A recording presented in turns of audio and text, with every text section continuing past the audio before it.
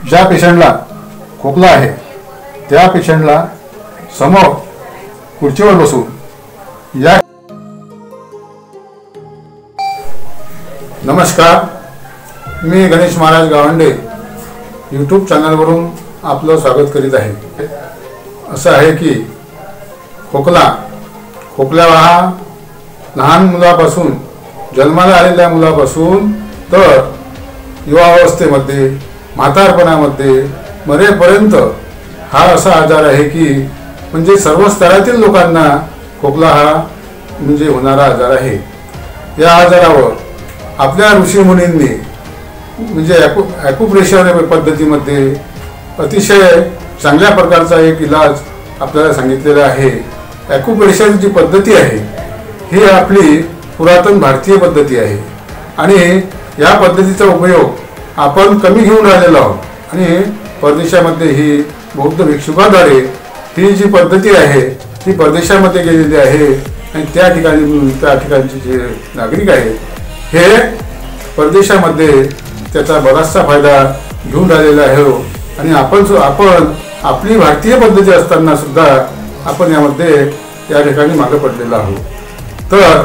आपल्याला या पद्धतीनुसार जर आपला खोकला बसवायचा असेल तर नियमानुसार पहिले आपल्याला काय करावं लागणार आहे की अंशापोटी म्हणजे काही न खाता ॲक्युप्रेशरचा इलाज करावा लागतो आणि जर खाल्ल्या गेलं समजा जेवण केल्या गेलं तर जेवण केल्यानंतर 2 घंट्यानं, औषधी घेतल्यानंतर 2 घंट्यानं, आंघोळ केल्यानंतर 2 तासानं अशा प्रकारे हा इलाज करायचा आहे। सकाळी आंघोळ करायच्या पहिले, जेवण करायच्या पहिले जर आपण इलाज केला तर हा इलाज चांगल्या प्रकारे होऊ शकतो। ज्या पेशंटला खोकला आहे त्या पेशंटला समोर खुर्चीवर बसून या ठिकाणी हा पहिला पॉईंट आणि दुसरा पॉईंट या ठिकाणी अशा प्रकारे एक हा दुसरा हे 2 पॉईंट जे आहेत हे 2 पॉईंट त्या पेशंटला समोर खुर्चीवर बसून आपण त्याच्या मागे उभे राहून अशा प्रकारे अंगठ्याने त्याला या पेशंटच्या सहनशीलतेनुसार 7-8 खेपही दाबले तरी चालेल असे दाबायचं आहे।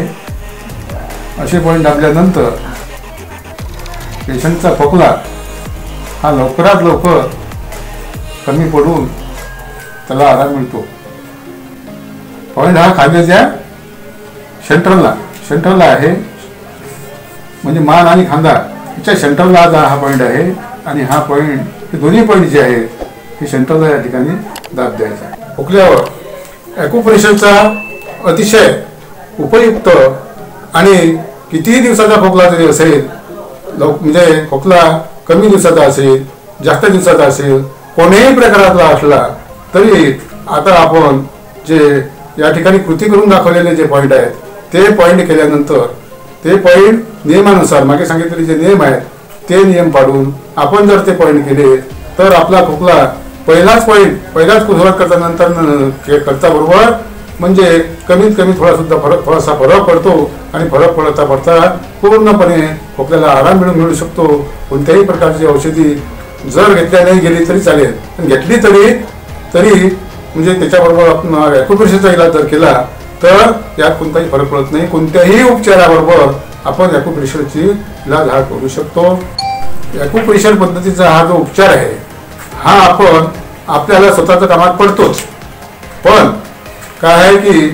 जर कोणाला समजा आपल्या समोर कोण्या माणसाला काही त्रास होत असला तर आपण त्या माणसाला सुद्धा सांगू शकतो की अरे बाबा या उपचारा म्हणजे या खोकला जर आहे तर अशा प्रकारे उपचार कर। तिच्याकरता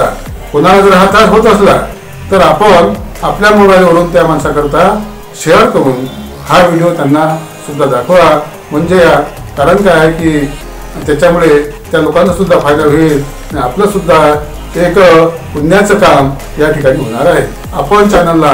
आज नवीन असाल तर या ठिकाणी आपण सबस्क्राइब करू शकता, लाईक करू शकता आणि शेअर सुद्धा करू शकता जय हिंद, जय भारत.